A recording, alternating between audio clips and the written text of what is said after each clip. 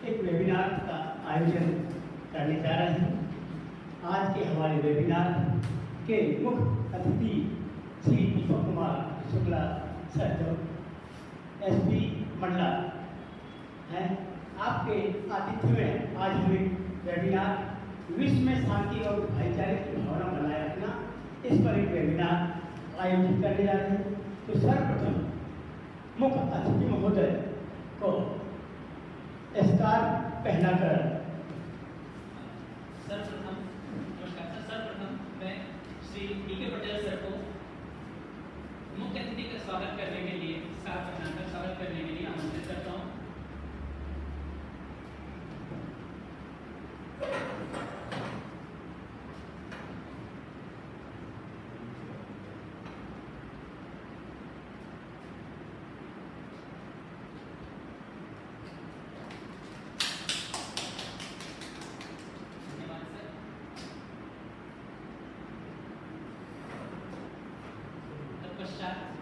मैं गौरव दीक्षित को आमंत्रित करता हूँ कि आचार्य महोदय का स्वागत स्कार पहनाकर करें।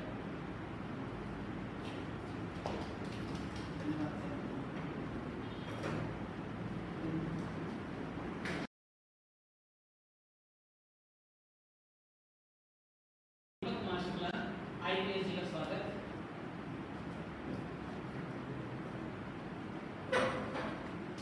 विद्यालय की ओर से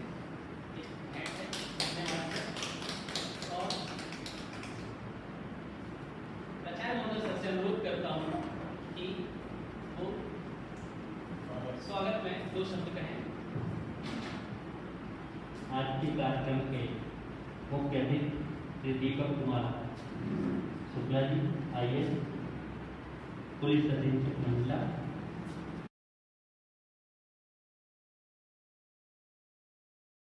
से पुलिस अधीक्षक के रूप में कार्यरत हैं। सर का कार्यकाल बहुत ही सराहनीय रहा है।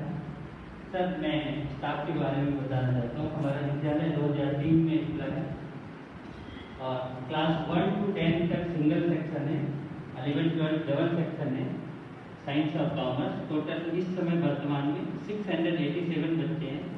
लास्ट 2 ईयर से 10th और 12th दोनों का रिजल्ट 100% है। विद PI भी बहुत अच्छी है और इस सभी में हमारे शिक्षकों का योगदान है। लगभग 25 स्टाफ हमारे पास है, ऑफिस इंक्लूडिंग ऑफिस स्टाफ, सब स्टाफ की पोस्ट सभी वैकेंट है। हम सभी मिलजुल कर टारगेट की तरफ ध्यान देते हैं। तो सभी की तरफ से मैं एक बार पुनः इस विश्व शांति दिवस, अंतर्राष्ट्रीय शांति दिवस के अवसर पर आपका हार्दिक स्वागत है। Thank you. धन्यवाद सर।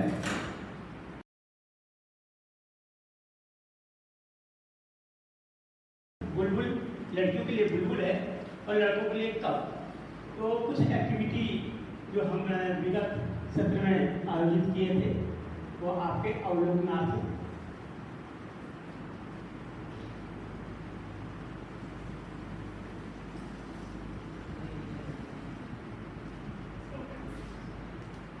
ये अभी शाम ये ट्रेनिंग भी सर प्राचार्य महोदय के संरक्षण में स्काउट के बच्चों की ट्रेनिंग दी गई थी।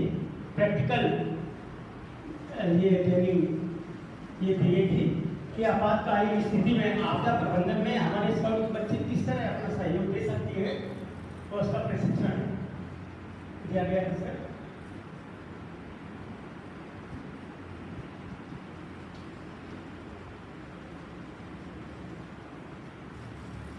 प्रोग्राम सर हमेशा हम लोग समय इसका निर्धारित है, लेकिन अभी ऑनलाइन हम लोग इस सत्र में ऑनलाइन प्रशिक्षण दे रहे हैं।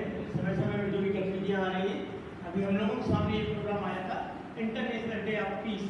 तो इसमें एक वेबिनार और भी एक्टिविटी है सर कि बच्चों को प्लांटेशन के लिए भी है, तो वो भी गतिविधियाँ वो कर रहे हैं और ऑनलाइन उसमें सबमिट भी कर रहे हैं। कहीं प्लांट लगाने का फोटोग्राफ, साथ में बुक्स या तो अपने पुरानी बुक दूसरों को दें या स्कूल लाइब्रेरी में दान दें।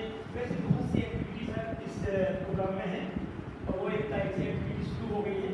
सर एक वेबिनार था तो आपके संरक्षण में और निर्देशन में वो भी आज पूरा होने जा रहा है सर। तो इसमें हमारा है विश्व में शांति एवं भाईचारे की भावना बनाए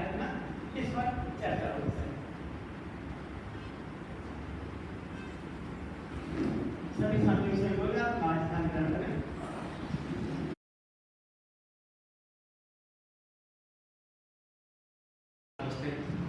केवी विद्यालय के प्रिंसिपल साहब, सभी सम्मानीय शिक्षकगण, स्काउट के सदस्य, अन्य सभी उपस्थित नागरिकगण बंधुओं, ये एक प्रसन्नता का अवसर होता है किसी विद्यालय परिसर या किसी कॉलेज में विजिट करना, क्योंकि हम लोग भी इन सब व्यवस्थाओं से पढ़ के और आगे निकले हैं। तो एक पुराना जो अपनापन बचपन का होता है, कहीं ना कहीं उसकी याद आती है इसलिए विजिट करने पे। और जैसा कि अभी मुझे बताया गया कि स्काउट का एक अच्छा खासा इस्टेब्लिशमेंट है केवी विद्यालय में, जो कि अधिकांश विद्यालयों में नहीं होता है।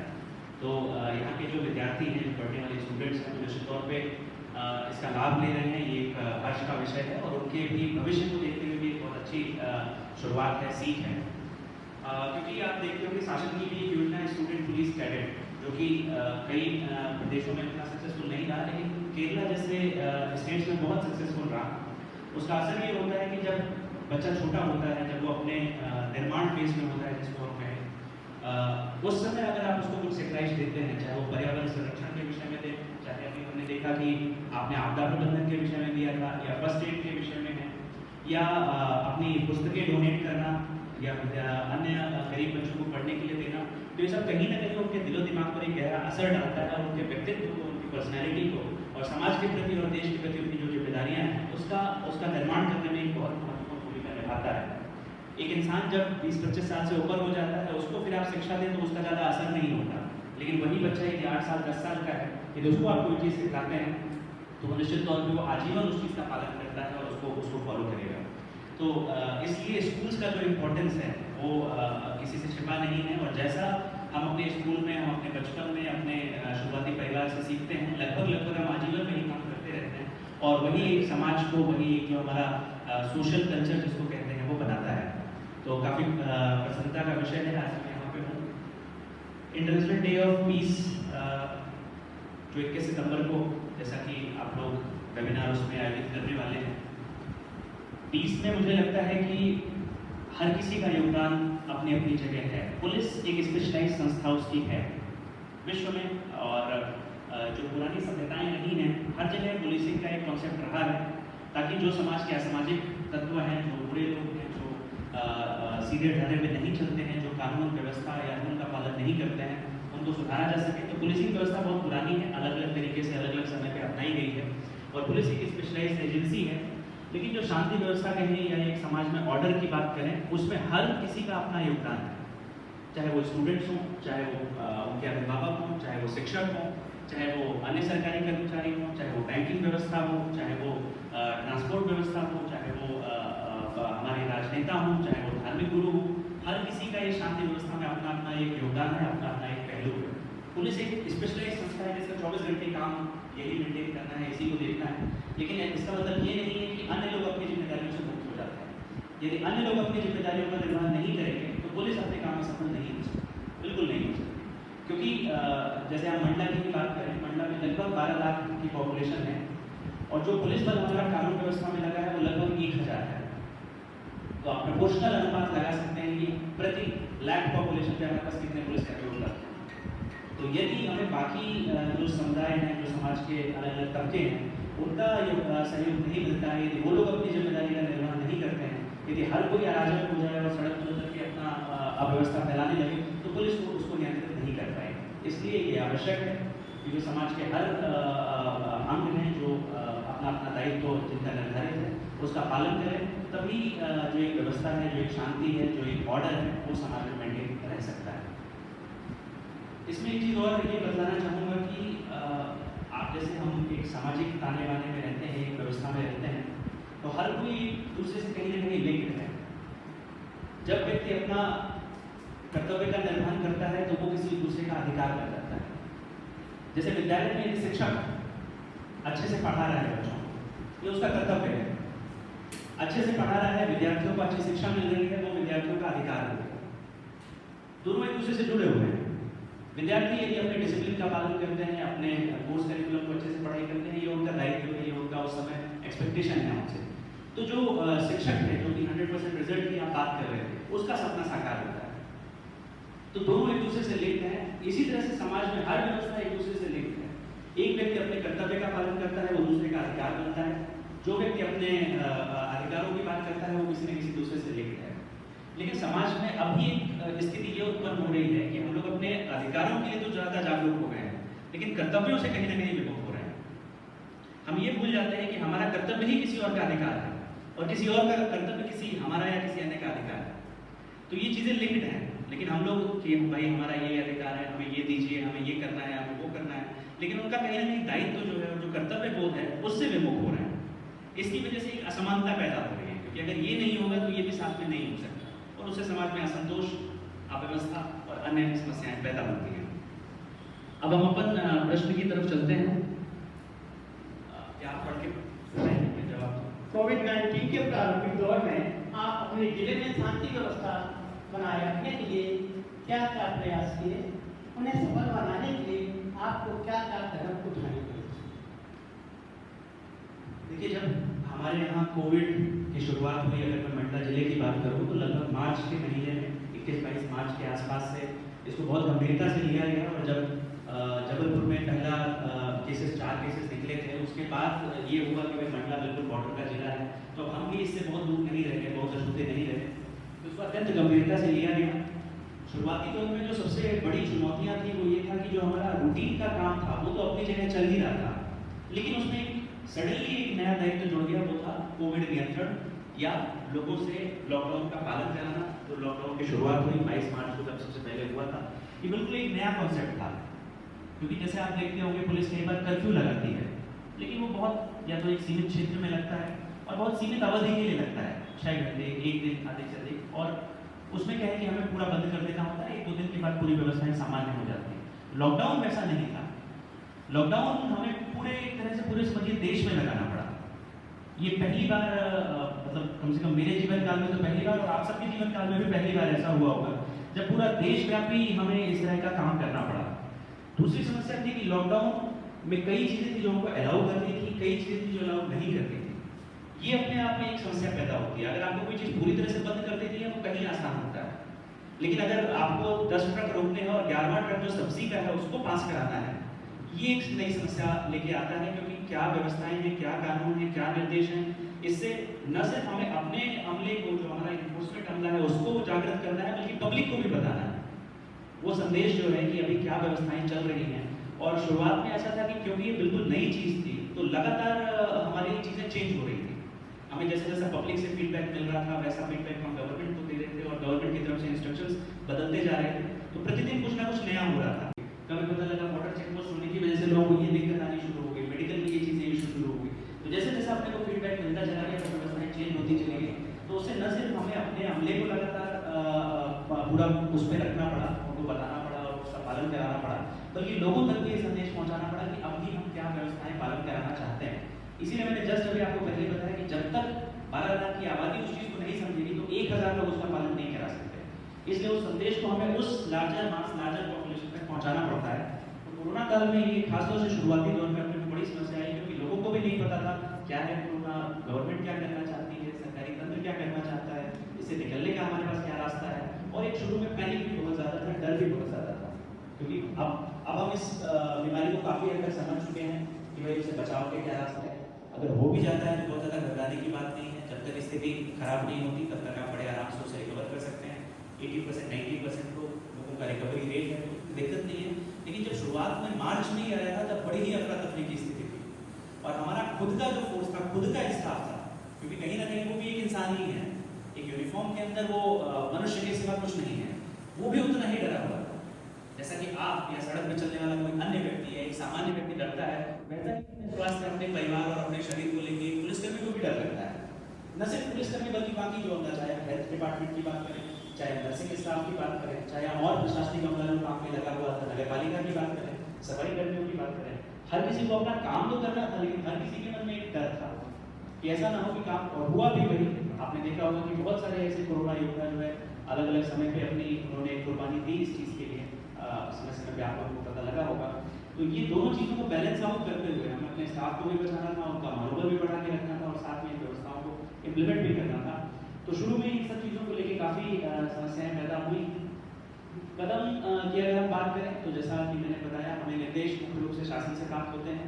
कुछ निर्देश हम जो वहाँ से हमारे ऊपर छोड़ा जाता है, वो जिला स्तरीय जो हम लोगों की समिति रहती है, चाहे उसमें कलेक्टर साहब हो, चाहे एसपी हो, सीएमएचओ हो या अन्य तंत्र के लोग हैं, वो मिलकर उसको फैसला करते हैं कि भाई हमें क्या करना चाहिए।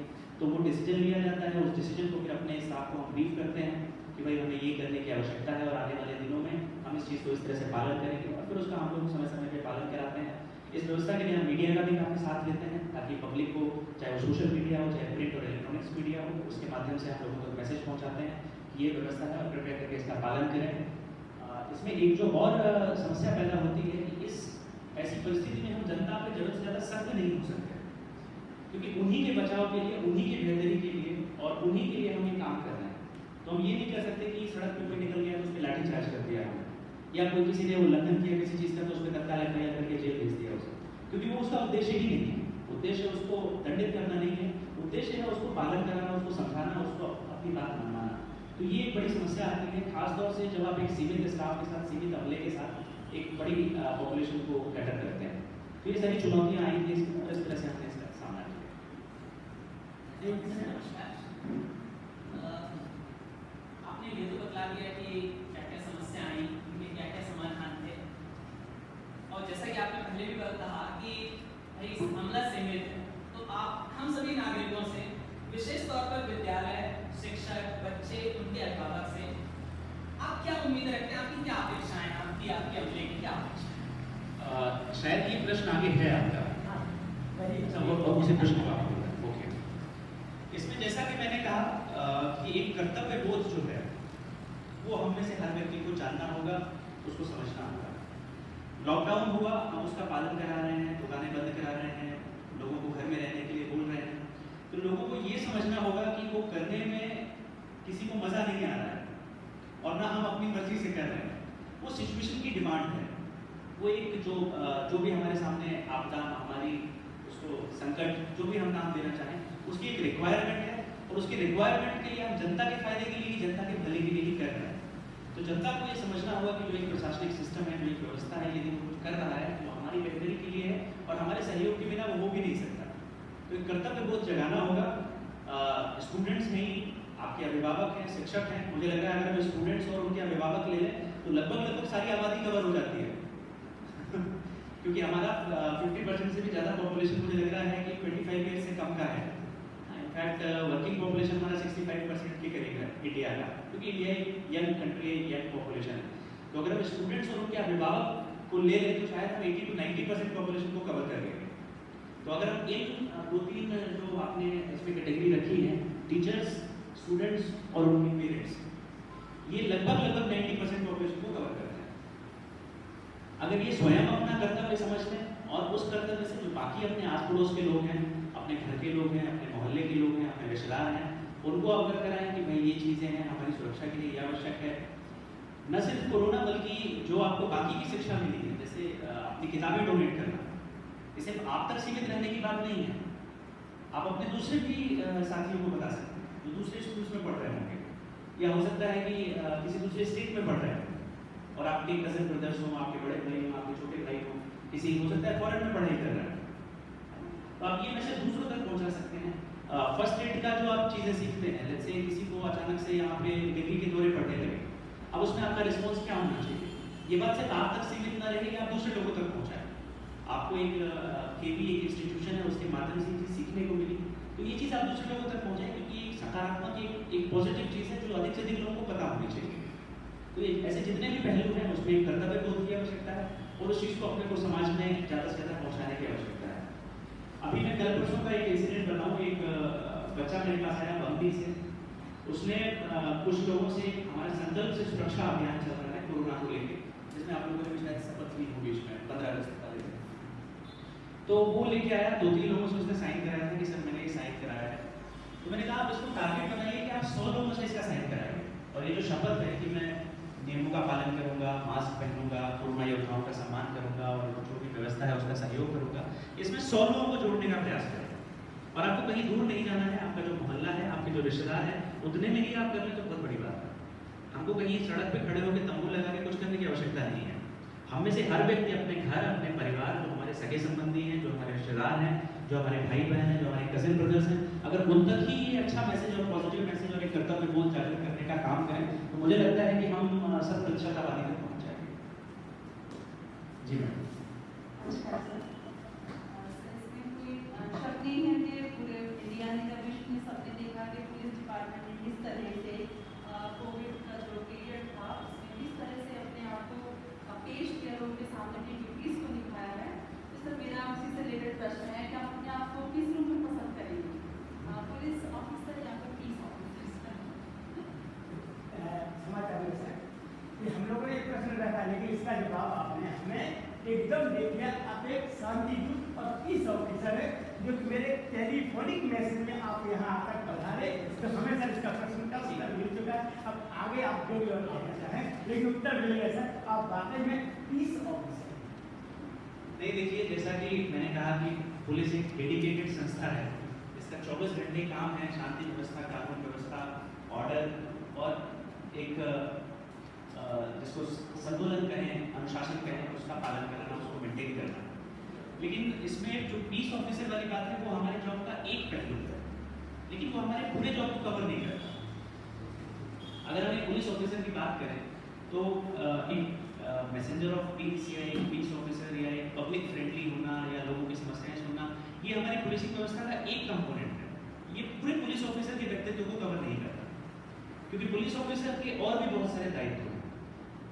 जैसे कि हम जब बात करते हैं, मान लीजिए कि कानून व्यवस्था खराब ही हो गई, कुछ कहीं कानून व्यवस्था हो गई, कोई सांप्रदायिक दंगा हो गया या हम आतंकवाद, नक्सलवाद जैसी समस्या की बात करें, तो उसमें फिर एक पुलिस ऑफिसर जो है वो शांतिदूत के तौर पे काम नहीं कर सकता। फिर उसको सख्त होना पड़ेगा, उसको हथियार उठाने पड़ेंगे और जो भी ऐसे लोग हैं उनको ठिकाने लगाना पड़ेगा। समाज में कई ऐसे अपराध होते हैं, आपने देखा होगा, बच्चियों के खिलाफ 4 साल की बच्ची है, उसके साथ दुराचार की घटना हो जाती है। बुजुर्गों जो अकेले रहते हैं उनको लोग लूटपाट करके उनका सामान लूट के ले जाते हैं। कोई ट्रक पलट जाता है, गाड़ी पलट जाती है, वहाँ बेचारा घायल व्यक्ति उसके नीचे दबा रहता है, उसकी मदद करने की बजाय जो ट्रक में सामान लोडेड है उसको लोग चुराना शुरू करते हैं और वहाँ से ले जाना शुरू करते हैं। तो ये हमारे समाज की वास्तविकता है। यदि हमारा जो पॉपुलेशन है, जो लोग हैं, यदि 100% अच्छे हों और दिल के साफ हों, नेक दिल हों, तो शांतिदूत बनने में कहीं कोई इशू नहीं। लेकिन मुझे ये कहते हुए गुरेज भी नहीं है और इस बात का दुख भी है कि हमारे समाज का एक बहुत बड़ा तबका ऐसा है जो कि असामाजिक है, जो कि मौका ढूंढता है और मौका मिलते ही गलत काम करता है। ये आप सब जानते होंगे, इस चीज़ से आप सब परिचित होंगे। इसीलिए समाज में, जैसा मैंने कहा, 4 साल की बच्चियों के साथ जो दुराचार हो जाते हैं, अपने ही माँ बाप को लोग घर से बाहर फेंक देते हैं, अपनी ही पत्नी और बच्चों पर अत्याचार करते हैं, हत्या, लूट और किस तरह की घटनाएं होती हैं। ये कोई करने वाले अच्छे लोग तो होते नहीं हैं, इतना आप मानेंगे। जो बेचारा सीधा साधा आदमी होता है वो भीख मांग लेगा या सड़क पे अपना ठेला लगा लेगा या सब्जी की कोई दुकान लगाएगा या कहीं महीने में 1500 की नौकरी करके अपना जीवन यापन करेगा, लेकिन चोरी चमारी नहीं करेगा। ये वही लोग होते हैं जो वास्तव में ये कहीं ना कहीं गलत होते हैं। तो इनके लिए फिर हमें रौद्र रूप अपनाना पड़ता है। और खासतौर से हम जैसे समस्या की बात करें, आपको मुंबई अटैक याद होगा, सरहद पार से 10 आतंकी घुसे और हमारे यहाँ 3 दिन तक उन्होंने तांडव किया, 150 लोगों को मुंबई में मारा, होटल ताजमहल पैलेस को किया। तो इसमें फिर हमें कहीं ना कहीं निश्चित तौर पर ये गुनाह होना है कि ये ऐसे लोग हैं तो उनको हमें ठिकाने लगाना है और उसके लिए हमें हथियार उठाने पड़ते हैं और जो भी जितना सख्त कर हो सकते हैं हमें करना पड़ता है। तो पुलिसिंग का एक दूसरा पहलू वो है जिसको हम छोड़ नहीं सकते। और जहाँ तक जो अच्छे लोग हैं, जैसा कि मैं हमेशा कहता हूँ कि जो समाज के असामाजिक तत्व हैं, जो बुरे लोग हैं, उनको पुलिस का खौफ होना चाहिए। और जो सीधे साधे लोग हैं, जो अच्छे लोग हैं, जो अपनी रोज ईमानदारी से अपना जीवन यापन कर रहे हैं, अच्छे लोग कर रहे हैं, उन्हें पुलिस पर कॉन्फिडेंस होना चाहिए। उन्हें पुलिस से डरने की आवश्यकता नहीं होनी चाहिए। उन्हें ये लगना चाहिए कि हम पुलिस के पास जाएंगे तो हमारी बात सुनी जाएगी और हमारी मदद होगी। वही दूसरा तबका जो है, जो बदमाश है, वो निश्चित तौर पर हमसे डरेगा। तो ये दोनों चीज़ें हम साथ में लेके चलते हैं और ये दोनों चीज़ें मिला के ही एक पुलिस ऑफिसर बनाते हैं।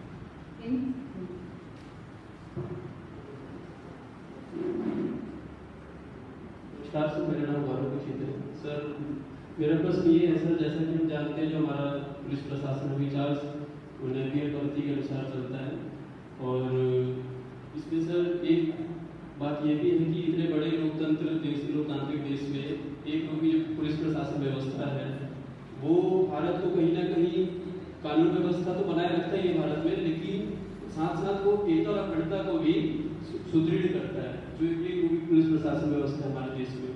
और सर मेरा क्वेश्चन ये है कि जैसे द्वितीय प्रशासनिक सुधार आयोग जो है उसकी उन्होंने ये बात बताया कि जो पुलिस और पब्लिक संबंध है वो भी अनसेटिस्फैक्ट्री है, असंतुष्टि की स्थिति में है। तो सर जो पुलिस प्रशासनिक जो पुलिस और समाज है, समुदाय है, उसके संबंध में सुधार हेतु आपके अनुसार जो पुलिस और विद्यालय है उसकी एकीकृत भूमिका जो है वो कितना अहम भूमिका निभा सकती है? जो पुलिस और विद्यालय का एकीकृत भूमिका है, जो एक साथ मिलकर के जो उनकी रोल है, वो जो इस ARC ने जो बात बोली है कि असंतुष्ट है, उसके सुधार में जो पुलिस और विद्यालय है मिलकर के कितनी अहम भूमिका निभा सकते हैं? जैसे कि अभी 2008 के बैच में जो प्रोफेशनल बैच उसमें आदरणीय प्रधानमंत्री जी ने कहा कि जो पुलिस का रोल है वो सिंघम के बजाय सामुदायिक नेतृत्व के जैसा हो। तो सर इसमें आपके अनुसार आप क्या सुझाव देना चाहेंगे कि जो पुलिस और विद्यालय एक साथ मिल करके जो ये रोल है, जो बात बोली है कि जो समस्या असंतुष्टि की स्थिति है सुधार आ सके? Sir thank you. देखिए, जो आप चार्ल्स नेपियर प्रणाली की बात कर रहे हैं, ये इंडिया में ऑर्गेनाइज्ड पुलिसिंग की शुरुआत हुई थी यहाँ से। ये बेसिकली आयरिश मॉडल था, क्योंकि आयरलैंड में उनको लोगों को क्रश करना था, लोगों के ऊपर रूल करना था, और इंडिया में भी उनके ऑब्जेक्टिव वही थे, लोगों के ऊपर रूल करना था पैटर्न की पावर से। तो उन्होंने सेम व्यवस्था इंडिया में इम्प्लीमेंट करी और उसको पूरे कंट्री वाइड एक यूनिफॉर्म रूप दिया। जो हमारे पुलिस एक्ट कहें, हम इंडियन एविडेंस एक्ट कहें, हम इंडियन पीनल एक्ट कहें, ये सब लागू किए गए। और एक पुलिसिंग व्यवस्था जो थी, वो चाहे वो थाना सिस्टम हो, चाहे वो SP का सिस्टम हो या IG का सिस्टम हो, ये सारी चीज़ें ब्रिटिश ने एस्टेब्लिश करी। ये व्यवस्था खासतौर से लागू की गई थी 1857 की क्रांति के बाद। और उस समय ब्रिटेन का जो लक्ष्य था वो था कंट्री पर एक तरफा नियंत्रण करना, उसको पूरी अपना मुट्ठी में लेना। उसके लिए पुलिस तंत्र का उपयोग किया गया। उस समय पुलिस और आर्मी में उतना ज़्यादा डिफरेंस नहीं था, क्योंकि उस समय जो पुलिस के SP और ये सब लोग होते थे, वहीं से कप्तान शब्द आया है, क्योंकि वो आर्मी के कैप्टन से डिलीवर हुआ है। आर्मी के ये ऑफिसर यहाँ SP हुआ करते थे, ICS इंडियन सिविल सर्विस जो थी उसमें ऑफिसर SP हुआ करते थे। तो एक तरह से कुल मिला के एक मिला जुला सिस्टम था और बहुत ज़्यादा डिफरेंस नहीं था उसमें। इसीलिए पुलिसिंग व्यवस्था भी जो थी वो पावर फोर्स के नाम पे बनाई गई, एक पुलिस फोर्स बनाई गई, पुलिस सर्विस नहीं बनाई गई, पुलिस फोर्स का गठन किया गया, जो कि फोर्स के दम पे लोगों के ऊपर रूल करेगा। और उसी रूल की मदद से ब्रिटिश जो थे वो 1947 तक हमारी कंट्री में रूल करने में सफल हुए। जब इंडिपेंडेंस आया तो व्यवस्थाएं पूरी तरह से चेंज हुई। ये हुआ कि भाई अब ये पुलिस जो है ये सिर्फ रूल करने के लिए नहीं है, ये अब लोगों की सेवा के लिए, पब्लिक सर्विस के लिए एक डेमोक्रेटिक व्यवस्था जो फर्स्ट इलेक्शन हुए हमारे 51-52 के उसके बाद से, और जब हमारा कॉन्स्टिट्यूशन लागू हुआ 1950 में 49-50 में, उसके बाद से ये हुआ कि अब ये जो व्यवस्थाएं हैं, चाहे वो प्रशासनिक व्यवस्था हो, चाहे वो पुलिस व्यवस्था हो, चाहे वो जो हमारे रूलर्स होते हैं उनकी व्यवस्था हो, अब ये पब्लिक सर्विस के लिए है, अभी इन पर रूल करने के लिए नहीं है। लेकिन जो हमारा कंट्री है वो इतना ह्यूज है, इतना वास्ट है, अगर हम चाहे हम क्षेत्रफल की बात करें, हम पॉपुलेशन की बात करें, हम डाइवर्सिटी की बात करें, हम लैंग्वेज की बात करें, कल्चर की बात करें, रिलीजन की बात करें, किसी भी चीज़ की बात करें, तो इतना वास्ट ह्यूज डाइवर्स कंट्री है कि कोई भी चेंज लाने में उसमें समय लगता है। कोई भी चेंज आप ओवरनाइट कर ही नहीं सकते। आप कितना भी अच्छा आइडिया लेके आ जाइए, आप उसको 1 दिन, 4 दिन, 1 साल में इम्प्लीमेंट कर ही नहीं सकते। हम सिंगापुर नहीं हैं, हम स्विट्जरलैंड नहीं हैं। सिंगापुर हमारी एक सिटी के बराबर है, एक दिल्ली से भी छोटा है ना। तो हम अपने को उससे कंपेयर नहीं कर सकते कि सिंगापुर तो नंबर 1 पे है यार, हम क्यों नहीं हो सकते? नहीं हो सकते, क्योंकि सिंगापुर जैसे 200 हमारी कंट्री में समा जाएंगे। स्विट्जरलैंड क्यों नहीं हो सकते? बिल्कुल नहीं हो सकते, है ना। स्विट्जरलैंड हमारे किसी एक स्टेट के बराबर नहीं है, पूरा का पूरा यूरोप हमारी कंट्री के बराबर नहीं है। मैं आपको ये बताता हूँ, आप लोग तो अभी स्कूल में ही पढ़ते हैं, पूरा का पूरा यूरोप आप मिला लेंगे तो भी हमारी कंट्री के बराबर नहीं है। और यूरोप से भी कहीं ज़्यादा डाइवर्सिटी हमारी कंट्री में आज भी है। उस डाइवर्सिटी के साथ देखिए, जब कंट्री इंडिपेंडेंट हुआ था, तो अगर आप लोगों ने कॉन्स्टिट्यूशन और पॉलिटिकल साइंस आपके सब्जेक्ट हुए होंगे तो आपने पढ़ा होगा कि सारे थिंकर्स ने, जो वेस्टर्न थिंकर्स थे, उन्होंने ये कहा था कि कंट्री ज़्यादा दिन चल नहीं पाएगी, क्योंकि ऐसी कोई एक बात ही नहीं थी जो हमको होल्ड कर सके। आप 50 किलोमीटर किसी भी तरफ चले जाइए, आपको एक अलग चीज़ मिलेगी, अलग खाना मिलेगा, अलग बोली मिलेगी, अलग कल्चर मिलेगा, अलग टाइप के लोग मिलेंगे। लोगों ने कहा कि भाई इतना बड़ा 3300 क्रॉस 2900 किलोमीटर का जो क्षेत्रफल है, जो इतने करोड़ों की आबादी है, जो कि दुनिया के सबसे पॉपुलस कंट्रीज में से एक है, इसको आप साथ में होल्ड नहीं कर सकते। ये लोगों का वो था, भविष्यवाणी थी। यूरोप की बहुत सारी कंट्री, छोटी छोटी कंट्री, आपने देखा होगा, बाल्कन्स कंट्रीज थी, यूगोस्लाविया थी, रशिया थी, ये अपने आप को होल्ड नहीं कर रहा है। आपको पता होगा यूगोस्लाविया 6 कंट्रीज में बढ़ गया है, पाकिस्तान जैसा देश 2 कंट्रीज में बढ़ गया, बांग्लादेश अलग हो गया, पाकिस्तान अलग हो गया, रशिया 12-13 देशों में अलग अलग हो गया, विखंडित हो गया, इतनी बड़ी बड़ी अर्थव्यवस्थाएं हो गई। इंडिया आज भी यूनाइटेड खड़ा है, और मैं कहूँ कि जब हम इंडिपेंडेंट हुए थे उससे हमारा आकार बढ़ा है, छोटा नहीं हुआ। गोवा, सिक्किम, पुडुचेरी, ये सब बाद में हमारे साथ जुड़े। नॉर्थ ईस्ट के बहुत सारे स्टेट्स, चाहे वो हम नागालैंड की बात करें, मिजोरम की बात करें, इनके साथ हमारे अकॉर्ड बाद में हो 71, 72, कुछ के साथ तो अब 87 में हो। तो जब हम इंडिपेंडेंट हुए थे तब से छोटे नहीं हुए, हम तो बड़े ही हैं, और हमारी यूनिटी कहीं ना कहीं स्ट्रांग हुई है।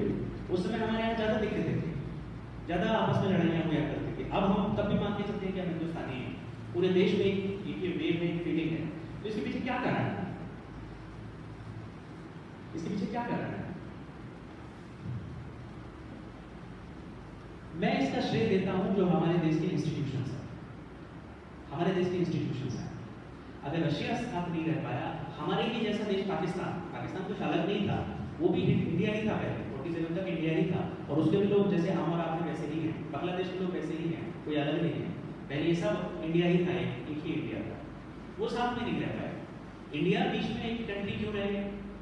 बाल्कन्स कंट्री सब अलग अलग हो गई, लेकिन हम एक साथ हैं आज भी। ये क्रेडिट जाता है हमारे देश के इंस्टीट्यूशंस को, और इंस्टीट्यूशंस की कहीं ना कहीं बुनियाद ब्रिटिश ने रखी थी, ये हमको उनको क्रेडिट देना पड़ेगा। चाहे वो पुलिसिंग हो, चाहे वो जुडिशरी हो। कॉन्स्टिट्यूशन की बात करें, जो हमारा 1950 में जो कॉन्स्टिट्यूशन लागू हुआ था, इसकी शुरुआत बहुत पहले हो चुकी थी, ब्रिटिश के टाइम से, और उसका लगातार संशोधन आता रहा। चाहे 1909 की बात करें, 1919 की बात करें, 1935 की बात करें, 1942 की 45 की बात करें, 47 की बात करें, फिर उसके बाद 1950 में तो हमने उसमें अपना अंतिम रूप दिया उसको। तो वो भी एक दिन की एक्सरसाइज नहीं थी, जो हमारा पुलिसिंग या जो भी व्यवस्था है वो एक दिन की एक्सरसाइज नहीं थी, वो कहीं ना कहीं पीछे से डेवलप होते हुए चला आ रहा था, और उसको अंतिम रूप में हमने दिया।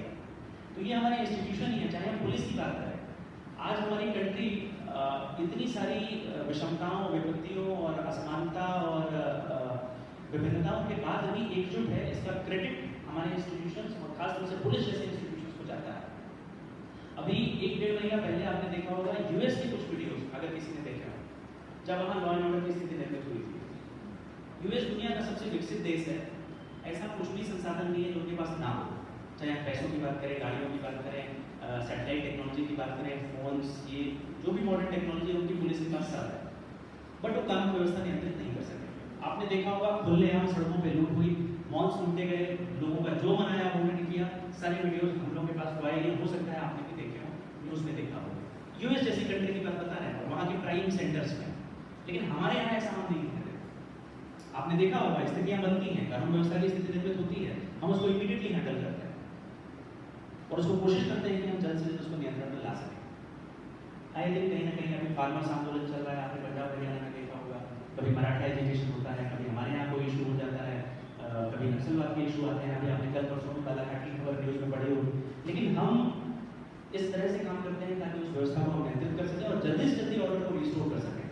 और कम से कम इतने कम संसाधन और इतने कम मैन पावर, इतने कम रिसोर्सेज और टेक्नोलॉजी के बावजूद मैं तो मानता हूँ कि हम सबसे कहीं आगे कहीं बेहतर काम कर रहे हैं। तो हमारे इंस्टीट्यूशंस को हमें क्रेडिट देना पड़ेगा। जो हम चार्ल्स नेपियर की बात कर रहे हैं, निश्चित तौर पे आप लोग भी महसूस करते होंगे कि हर गुजरते साल के साथ पुलिसिंग में बदलाव आ रहा है, और जो पुलिस पहले हुआ करती थी शायद आज से 10 साल पहले, आप लोग और बेहतर जान रहे होंगे, वो आज नहीं है। आज न वो सख्ती है, न वो अभद्रता है, न वो दुर्व्यवहार है। आज कोई भी व्यक्ति जाके कभी भी मेरे से मुलाकात कर सकता है, कभी भी मेरे फोन पे कॉल कर सकता है। शायद ये चीज़ 5 साल 10 साल पहले न रही, और हम प्रयास करते हैं कि हम उसकी समस्या का समाधान कर सकें, जितना हमारे हाथ में है, जितना हम लॉ के उसमें रहते हुए उसका काम कर सकते हैं। तो चार्ल्स नेपियर की जो प्रणाली थी वो काफ़ी हद तक बदली है। निश्चित तौर पे आज भी हम एक फोर्स हैं, और मैंने कहा कि क्योंकि हमारी आवश्यकताएं हैं, जो उसको चाहे हम एकजुट रखने की बात करें, यूनिटी की बात करें, किसी व्यवस्था पर नियंत्रण की बात करें, अपराधों के नियंत्रण की बात करें, तो कहीं ना कहीं फोर्स की जरूरत है। मैंने यूएस का एग्जाम्पल इसीलिए दिया क्योंकि वो अभी उनका फेलियर आप सबके सामने है।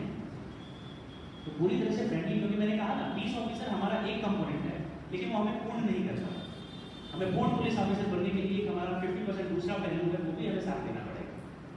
तो इसलिए वो हमारी कहीं ना कहीं आवश्यकता भी है। लेकिन जो व्यवस्था पहले थी, ब्रिटिश व्यवस्था या उसके बाद की थी, उसमें बहुत बदलाव आया है। आज पुलिस लोगों के लिए बहुत ज़्यादा अप्रोचेबल है, लोगों की समस्याएं सुनी जाती हैं। यदि नहीं सुनी जाती तो उसके बहुत सारे समाधान भी हैं। मेरा ऑफिस कभी भी कोई भी जा सकता है, मेरे से भी ऊपर के अधिकारी हैं वहाँ जा सकता है। आप किसी भी खबर को मीडिया में दे सकते हैं। सीएम हेल्पलाइन, दुनिया भर के फोन नंबर्स हैं, हेल्पलाइन नंबर्स हैं, आप वहाँ पर अपनी फरियाद दर्ज करा सकते हैं। तो बहुत सारे सिस्टम्स और चैनल्स डेवलप हुए हैं, जो कि मुझे ऐसा लगता है कि 20 साल 25 साल पहले ये सारी चीज़ें नहीं रही, और अब वो चीज़ें हैं लोगों के पास। तो एक पुलिसिंग का लोगों के प्रति रवैया और लोगों का पुलिसिंग के प्रति रवैया काफ़ी बदला है। जो हम सेकेंड ARC की बात करें तो जो मुझे ध्यान है कि जो पुलिस रिपोर्ट थी इसकी, वो शायद 2006-2007 में आई थी। उस समय जो पुलिस से सेटिस्फैक्शन लेवल जो सेकेंड ARC ने बताया है वो शायद 29% या ऐसा कुछ 28-29% बताया है। अभी कोरोना के बाद एक रिपोर्ट आई थी जिसमें पुलिस से लोगों का सेटिस्फैक्शन लेवल 70% था। मैं 2006-07 और 2020 की बात कर रहा हूँ। ये मैं ईयर्स इसीलिए बता रहा हूँ, ये इनकी ऑफिशियल रिपोर्ट में है कि इस देश में सिर्फ 29% लोग पुलिस से सेटिस्फाइड हैं। उसमें 3 संस्थाएं थी जो सबसे नीचे थी, जिसमें से एक पुलिस थी, एक जुडिशरी थी और एक कोई तीसरी संस्था थी, लोकल बॉडीज थी शायद, जो कि सबसे बॉटम पे रखी गई थी सेकेंड ARC द्वारा। इनका सेटिस्फैक्शन लेवल 30% से कम था। कुछ संस्थाएं थी जिनसे काफ़ी अच्छा था। लेकिन अभी हम कोरोना के बाद जो एक रिपोर्ट में पढ़ रहा था, उसमें पुलिस का सबसे ज़्यादा ग्राफ उठा था अक्रॉस ऑल संस्थाएं, यहाँ तक कि मेडिकल डिपार्टमेंट से भी ज़्यादा। मेडिकल डिपार्टमेंट शायद 56-57% में था और हम पुलिस जो है 70% पे। तो समय के साथ जो बदलाव की बात कर रहा हूँ, समय के साथ जो पुलिस की खुद की सोच में बदलाव आया। पहले पुलिस वाला सोचता था कि नहीं, हमें तो जनता से ज़्यादा वो नहीं करना है, हमें तो इनसे ज़्यादा उनकी बात नहीं करना है, ज़्यादा सुनना नहीं है, इनको ज़्यादा सर पे नहीं बिठाना है। लेकिन आजकल ऐसा नहीं होता। मेरे ऑफिस में कोई भी जाता है तो मैं प्रयास करता हूँ कि सुबह खुद मिलूँ, ना कि मेरा एडिशनल एसपी, ना कि मेरी शिकायत शाखा के इंचार्ज, ना कि कोई और अधिकारी। मैं प्रयास करता हूँ कि यदि किसी ने एसपी ऑफिस विजिट किया है तो वो कम से कम मेरे तक अपनी बात रख के जाए कि उनको क्या कहते हैं और वो बता के जाए, उसमें फिर हम देखते हैं कि कैसे क्या करा है। तो पुलिसिंग बदली है, चार्ल्स नेपियर बना रही है और सेकेंड ARC की जो बात करते हैं अपन, उसमें काफ़ी बदलाव आया है और अब हम फोर्स से धीरे धीरे सर्विस की तरफ मूव कर रहे हैं। इसमें जैसे जैसा सोसाइटी हमारा बदलता जाएगा वैसा वैसा हम भी बदलते जाएंगे। सेकेंड ARC ने एक और बहुत अच्छी बात कही है, police is public and public is police. ये उसका एक कोट है, अगर आप सर्च करेंगे तो ये उसका सबसे महत्वपूर्ण कोट है, police is public and public is police. दोनों में कोई फर्क नहीं है। उसी से हमारा कम्युनिटी पुलिसिंग आता है। आपका जो स्काउट मॉडल है ये उसी का एक हिस्सा है। स्टूडेंट पुलिस कैडेट का मैंने नाम लिया, ये उसी का हिस्सा है। या और भी कई समाजसेवी संगठन हमारे साथ काम करने आते हैं, ये उसी का हिस्सा है। हमारी नगर और ग्राम रक्षा समितियाँ होती हैं, हमारे और भी जो ग्राम कोटवार, ये सब जो हमारी संस्थाएं हैं, चौकीदार, इनका इस्तेमाल करते हैं। तो कहीं ना कहीं ये जनता और हमारे बीच में एक कड़ी का काम करते हैं। और जो police is public and public is police, हर व्यक्ति को ये मान के चलना होगा कि वो पुलिस है। ठीक है, आपके पास हथियार नहीं है, आपके पास डायरेक्ट पावर नहीं है, लेकिन कम से कम आपके पास सोचने समझने की और किसी चीज़ को ऑब्जर्व करने की, देखने की शक्ति तो है। आप उस चीज़ को संबंधित को बता सकते हैं। पुलिस का मतलब सिर्फ ये नहीं है कि आप यूनिफॉर्म पहन के घूमें। पुलिस का मतलब है कि हर गलत पे नजर रखना और उसको सुधारने का प्रयास करना। ये पुलिस का मतलब है।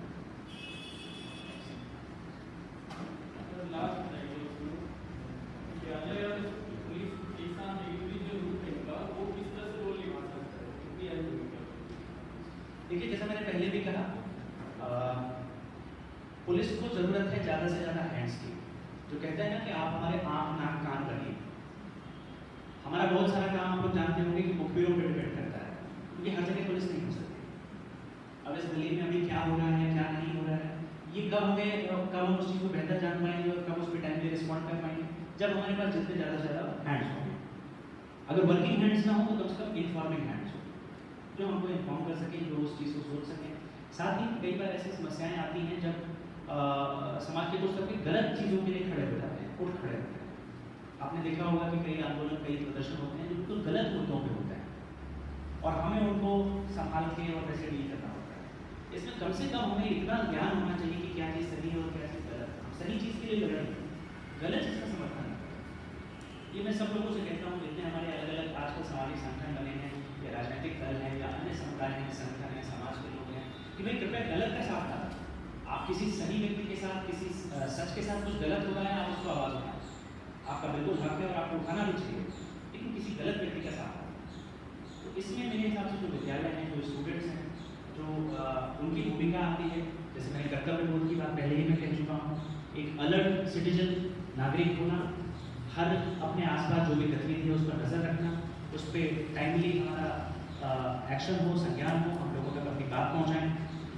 कई कंट्री हैं, जैसे इसराइल की हम बात करें, इसराइल में एक एग्जांपल देना चाहूँगा। इसराइल कंट्री चारों तरफ दुश्मन कंट्रियों से घिरी हुई है, एक बहुत छोटी सी कंट्री है और मुख्य रूप से 1948 के बाद एग्जिस्टेंस में आई, लेकिन आज वो एक डेवलप्ड कंट्री है।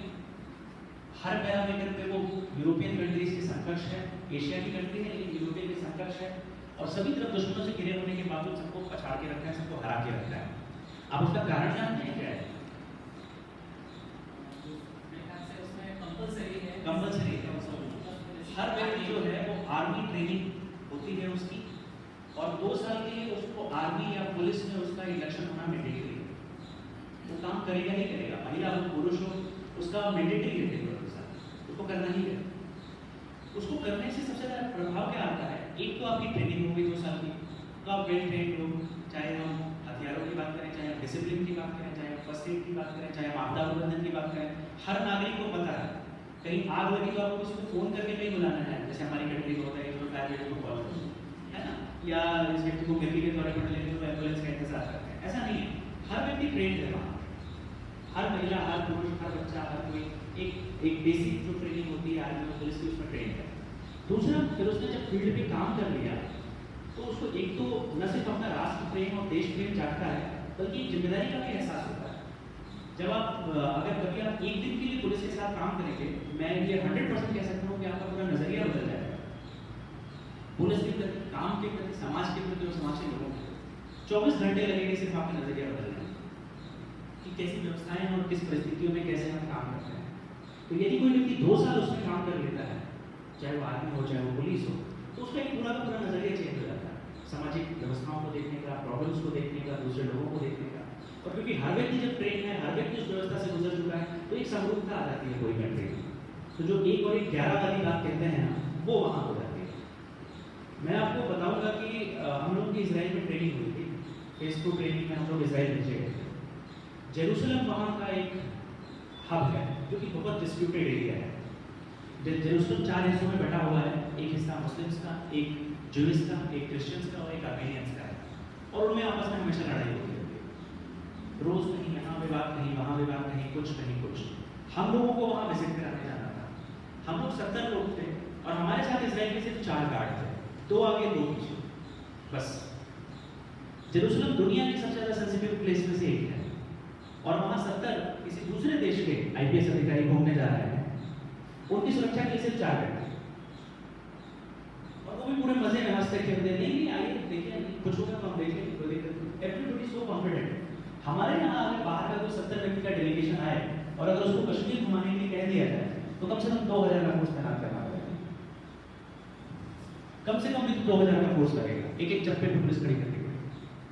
तो ये फर्क है, और यही हमको मेरे हिसाब से अपने लोग आपके साथ करना होगा कि हमारी ट्रेनिंग ऐसी हो, हमारा नजरिया ऐसा हो, हमारा कॉन्फिडेंस ऐसा हो कि नहीं भाई 4 लोग हैं, हम पर्याप्त हैं किसी भी समस्या के लिए।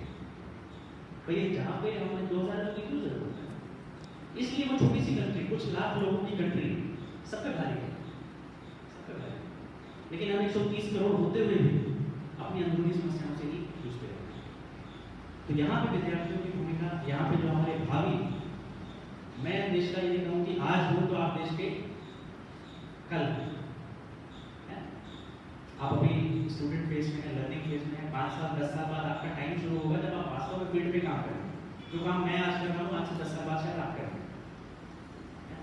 तो वहाँ पे आपकी भूमिका और एक विद्यालय की भूमिका आती है। इसराइल का एग्जाम्पल मैंने इसलिए दिया, आप लोग जाइएगा तो और पढ़िएगा उसके बारे में, उसका हिस्ट्री, वहाँ के लोगों का क्या सिस्टम है, मैंडेटरी इंडक्शन का क्या कॉन्सेप्ट है वहाँ पे, और कैसे वो लोग इतनी सेंसिटिव जगह, गाजा हो, है ना, आपका वेस्टर्न स्ट्रीट है, चाहे आपका जेरूसलम हो, वहाँ पे कैसे कंट्रोल करते हैं लोग, छोटी सी मुट्ठी भर लोग।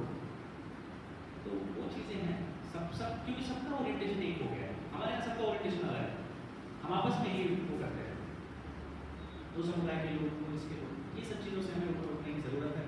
और एक राष्ट्र निर्माण, एक राष्ट्र एकता और शक्ति की बात करनी है। 1+1 11 ये होता है, ये वास्तव में होता है, लेकिन तब होता है जब दोनों 1+1 हो। अगर एक 1 और एक -1 है, ये वो शून्य हो जाएगा। 1 और -1 को साथ लाएंगे तो शून्य हो जाएगा, यही फर्क है।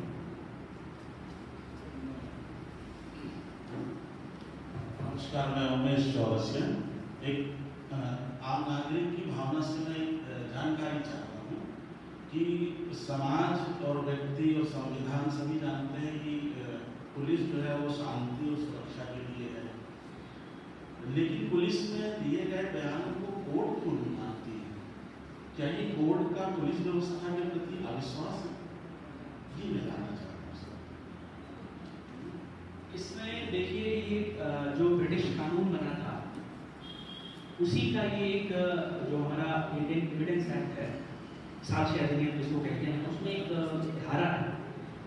उसका मूल उद्देश्य ये है कहीं ना कहीं कि जो पुलिस की पावर है उसका दुरुपयोग रोका जा सके। क्योंकि यदि आपने पुलिस को पावर दे दी कि पुलिस के सामने दिया हुआ स्टेटमेंट फाइनल है, तो फिर पुलिस मारपीट के या किसी को डरा धमका के या किसी को अन्य किसी कारण से वो स्टेटमेंट दर्ज करा सकती है, जो कि एक जेन्युइन फियर है हमारी कंट्री में। मैंने कहा ना, हम अपनी कंट्री की व्यवस्था को सिंगापुर से कंपेयर नहीं कर सकते। सिंगापुर की पुलिस हो सकता है ऐसा नहीं कर सकती हो, लेकिन हमारी व्यवस्था में अभी भी कहीं ना कहीं ये सब चीज़ें मौजूद हैं।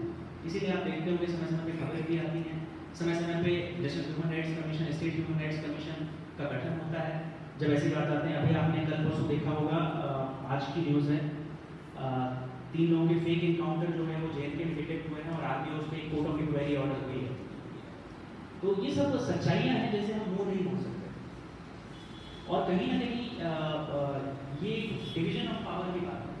आपने पढ़ा होगा ये कॉन्सेप्ट, डिवीजन ऑफ पावर। एक ही व्यक्ति के हाथ में सारी पावर अगर दे दी जाएगी तो निश्चित तौर पर उसका दुरुपयोग होता है। आप अगर पॉलिटिकल साइंस के कॉन्सेप्ट पढ़ते हो कि power corrupts and absolute power corrupts absolutely, ये ट्रुथ है। मुझे ही अगर आप असीमित पावर दे देंगे, कहीं ना कहीं मैं दुरुपयोग शुरू कर दूंगा। औरंगजेब बनने में समय नहीं लगता। कहते हैं ना कि मछली अगर जल के अंदर है और उसका टेस्ट ना है, पॉसिबल ही नहीं है। तो इसलिए ये व्यवस्थाएं बनाई जाती हैं, डिवीजन ऑफ पावर। इसके पास कुछ पावर है, इसके पास कुछ पावर है, इसके पास कुछ पावर है, ताकि उसका एक जगह एकत्रीकरण ना हो सके। यही डेमोक्रेटिक सिस्टम का एक मूलभूत सिद्धांत भी है। क्योंकि अगर आपने कंसंट्रेशन ऑफ पावर कर दिया तो वो ऑटोमेटिक सिस्टम की तरफ चला जाएगा।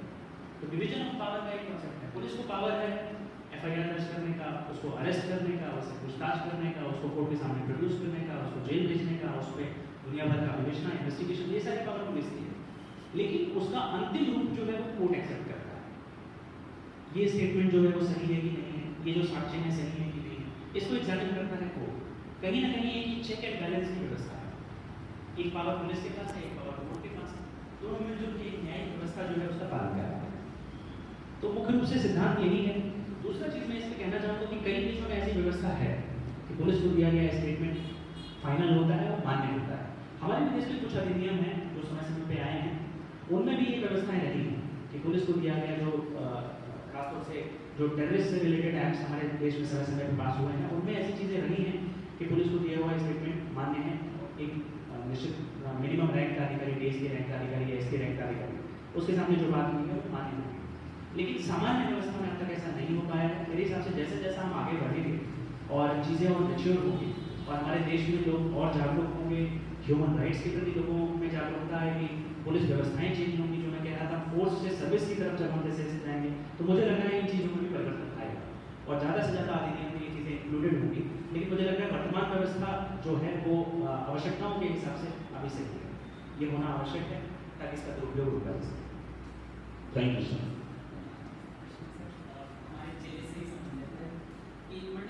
ट्राइबल एरिया है, रूरल फैला हुआ है, तो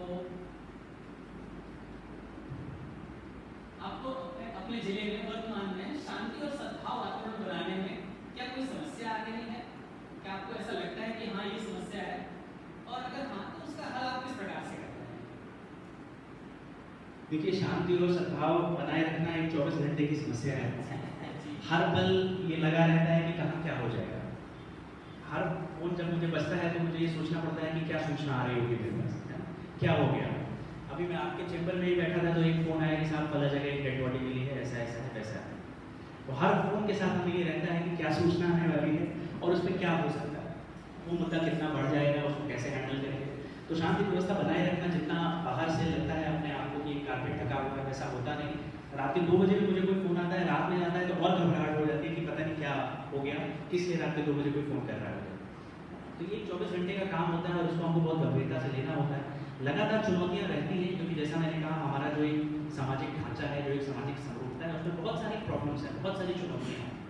चाहे हम असमानता की बात करें, चाहे हम बेरोजगारी की बात करें, चाहे हम गरीबी की बात करें, चाहे हम आतंकवाद की बात करें, चाहे हम नक्सलवाद की बात करें, चाहे हम आपसी झगड़ों की बात करें, जमीनी विवाद की बात करें, पति पत्नी के झगड़ों की बात करें, और कब कौन सा मसला पॉलिटिकल मसलों की बात करें, कब कौन सा मुद्दा बढ़ जाएगा, कब कौन सा मुद्दा बेकरार रूप ले लेगा और कब उसके लिए हमको एक्स्ट्राऑर्डिनरी मेजर्स लेने पड़ेंगे, हम कह नहीं सकते। छोटी छोटी समस्याएं कई बार ऐसी होती हैं कि बढ़ जाती हैं और फिर एक हफ्ता हम उसी को नियंत्रित करने में लग जाते हैं। तो ये लगातार ये 24 घंटे की एक समस्या चुनौती हमारे सामने रहती है। बहुत छोटे छोटे से मुद्दे, कई बार एक्सीडेंट के मामले होते हैं, उसमें लोगों का चक्का जाम हो जाता है, हाईवे ब्लॉक हो जाते हैं, उसमें हमको नियंत्रण करना पड़ता है। एक तरफ तो वास्तव में किसी की डेथ हुई है, उसके प्रति हमको संवेदनशील रहते हुए उसको डील करना है, दूसरी तरफ पब्लिक है, हमें बल का प्रयोग ना के बराबर या नियंत्रण रूप से करना है और व्यवस्था को भी हैंडल करना है। तो दोनों चीज़ों में बैलेंस आउट करके काम करना हमेशा का एक चैलेंज रहता है और 24 घंटे का चैलेंज है। इसके लिए काम हम लोग इसी तरह से करते हैं कि जो समाज के जो हमारे लीडर्स हैं, चाहे वो जनप्रतिनिधि हों, चाहे वो धार्मिक लीडर्स हों, जैसे भी आपने देखा होगा कोरोना के समय में बहुत सारे त्यौहार आए, ईद आया, शुरू में नवरात्रि आई थी, अभी फिर कुछ दिन बाद आने वाली है, गणेश पूजा आई, और भी बहुत सारे धर्मों के आयोजन आए, हनुमान जयंती आई, जैन त्यौहार आए। उन सब समय पे हमने लोगों से पालन कराने के लिए उनके धर्मगुरुओं की सहायता ली कि भाई आप अपने समुदाय के लोगों से कहें कि हमें इसका पालन करना है और हमें ये काम नहीं करना। वो एक तरीका था लोगों तक पहुँचाने का, लोगों तक मैसेज, क्योंकि हमारी बात से ज़्यादा तो उनकी बात करेंगे। यदि जैसे उनके मौलवी या उनके फादर या उनके पंडित जी किसी से कहते हैं कि नहीं हमको ये नहीं करना, तो उसका असर उस समुदाय के लोगों पे ज़्यादा होगा, बजाय उसके कि मैं एक प्रशासनिक व्यवस्था से और एक चाबुक लेके उनके ऊपर वो करने का प्रयास करूँ। तो कई बार हम लोग जो धार्मिक लीडर्स हैं उनका सहयोग लेते हैं। कई बार जैसे कुछ समुदाय विशेष के मुद्दे आ जाते हैं, जैसे मान लो एक ट्राइबल जिला है आपने कहा, उनसे संबंधित कई मुद्दे आते हैं, तो उनके जो लीडर्स होते हैं उनसे बात करते हैं कि भाई हमें आपका सहयोग चाहिए और इस मुद्दे पे आप लोग हमारी मदद करें और इसको करके हमें इसे सॉल्व करें। कई बार कुछ पॉलिटिकल मसले आ जाते हैं जिसमें हम उनके पॉलिटिकल लीडर से बात करते हैं कि साहब ये मुद्दा ऐसा ऐसा चल रहा है, अगर हमने इसको समय रहते नहीं हो किया तो ये बढ़ सकता है और ऐसी समस्या हो सकती है, तो आप लोग हमारा सहयोग करें। इसमें आए सत्ता पक्ष से भी हम सहयोग लेते हैं, विपक्ष से भी सहयोग लेते हैं, अन्य लोगों से भी सहयोग लेते हैं। कई बार कुछ आंदोलन होते हैं, स्टूडेंट यूनियन का उतना ज़्यादा हमारे यहाँ नहीं है, लेकिन कई बार उनके लीडर से हम सहयोग लेते हैं। कई बार जो अलग अलग धर्मों के और जातियों के और समुदायों के अलग अलग संगठन बने हैं, उनका सहयोग लेते हैं। अभी शिक्षकों के मसले आए थे, अतिथि शिक्षकों के, उनके आंदोलन हुए थे, तो हम लोगों ने उनसे बात की थी कि नहीं साहब ये करना उचित नहीं है, वरना आपका ऐसा हो सकता है। अभी आपका जैसे दुर्गा पूजा होगा, उसमें मूर्ति बनाने वाले लोग रहते हैं, उनका एक संगठन है मूर्तिकार संगठन, कई मामलों के लिए हम उनसे बात करते हैं कि साहब ये निर्माण है कि आपको ऐसे करना है ऐसे। तो अलग अलग समाज के लोगों के सहयोग से, उनके सामंजस्य से हम लोग काम करने का प्रयास करते हैं। जैसा मैंने पहले भी कहा कि हम एक स्पेशलाइज संस्था है, लेकिन बिना दूसरे लोगों के सहयोग से हम काम नहीं कर सकते। तो जो चुनौतियाँ रहती हैं, चुनौतियाँ हमारे सामने 24 घंटे की रहती है। अभी कोई भी मुद्दा उठ जाएगा, बढ़ जाएगा, जैसे वो चाहे वो मवई में हो, चाहे वो निवास में हो, चाहे वो बंदी में हो, हम देखेंगे कि वहाँ पे कौन ऐसा व्यक्ति है जो हमारी मदद कर सकता है। हमारी अपनी व्यवस्था तो है ही अपनी जगह, एक पुलिस व्यवस्था है, एक प्रशासनिक व्यवस्था है, या अन्य है, जैसे डॉक्टर्स हमारी टीम में मदद कर सकते हैं कि साहब वहाँ पे 4 लोगों को ऐसा हो गया, तत्काल पहुँचिए और उनको मेडिकल ट्रीटमेंट दीजिए, और अगर है तो एम्बुलेंस का इंतजाम करते हैं, उनको जबलपुर भेजते हैं। जो भी हम कर सकते हैं उसको तत्काल करें, ताकि लोगों का रोज ना पड़े, कोई भी जो सिचुएशन जनरेट हुई है वो हमारे हैंड से बाहर आ जाए। तो कई बार हम अपनी मदद लेते हैं। अलग अलग जो मैंने कहा कि जो ग्रुप के लोग हैं उनसे हम काम लेते हैं और उनके सहयोग से हम लेते हैं। धन्यवाद सर। आज के वेबिनार का एक अंतिम प्रश्न, आप अपने व्यक्तिगत जीवन संघर्ष और अनुभव के आधार पर वर्तमान पीढ़ी को क्या संदेश देना चाहिए?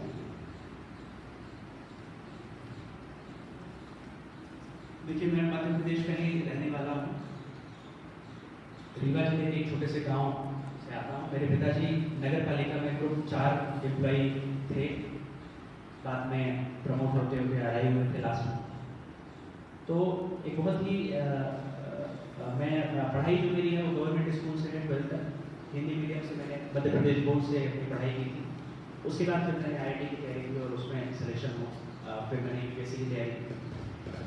तो इसमें जो मैं अपने व्यक्तिगत अनुभव से ये बताना चाहूँगा कि अंत में मुझे लगता है बहुत ज़्यादा फर्क नहीं पड़ता कि आप किस तरह की स्कूलों से या किस तरह के बैकग्राउंड से आए हैं। यदि आपने निजी मसला है, आपने देखा होगा बहुत हमारी पर्सनैलिटी, जैसे हमारे प्रेसिडेंट अब्दुल कलाम साहब या और भी बहुत सारी पर्सनैलिटी, हमारे वर्तमान प्रधानमंत्री मोदी जी लोग बहुत ही एक साधारण से बैकग्राउंड से आकर के और उन्होंने एक जीवन में इतना बड़ा नाम कमाया। क्रिकेट के कैप्टन हमारे महेंद्र सिंह धोनी का नाम आप सब जानते हैं। ये सब ऐसा व्यक्तित्व इसलिए मैं बता रहा हूँ कि ये मायने नहीं रखता कि आपका बैकग्राउंड क्या है। हम इस बात से हार मान जाए कि हम तो यार बहुत छोटी जगह से हैं। मंडला में बता रहा हूँ, जैसी जगह से मैं पढ़ा हूँ, शहडोल जिले में देवलोन नाम की जगह है कस्बा, वहाँ से मैंने 12th पास किया। मंडला उसकी तुलना में 4 गुना बड़ा है। मंडला अपने आप में बहुत बड़ी जगह है। कोई ये सोचे कि नहीं हम तो बहुत छोटी जगह से पढ़ रहे हैं या हमारा उतना ज़्यादा एक्सपोजर नहीं है या हमने ये नहीं देखा वो नहीं देखा, इन सब चीज़ों का कोई मतलब नहीं है। यदि आप में एक ललक है, एक आग है, एक कुछ करने की भूख है, तो आप निश्चित तौर पे कहीं से भी निकल के कहीं भी पहुंच सकते हैं। और हमारे पास ढेरों एग्जाम्पल हैं इस चीज़ के। यहाँ तक कि मैं बहुत स्पष्ट कहना चाहूँगा कि मेरे ही कुछ छोटे भाई बहन हैं जो कि DPS और पता नहीं किस तरह की स्कूल से पढ़े हैं, आज कॉन्स्टेबल्स की तैयारी करते हैं और कॉन्स्टेबल्स का एग्जाम नहीं निकल रहा है। ये मैं फैक्ट बता रहा हूँ। जिंदगी भर मतलब इंग्लिश मीडियम से स्कूल, अच्छा स्कूल, ट्यूशंस, एक्स्ट्रा करिकुलर, फला कैंप, ढक्का कैंप, हमने कुछ नहीं किया लाइफ में।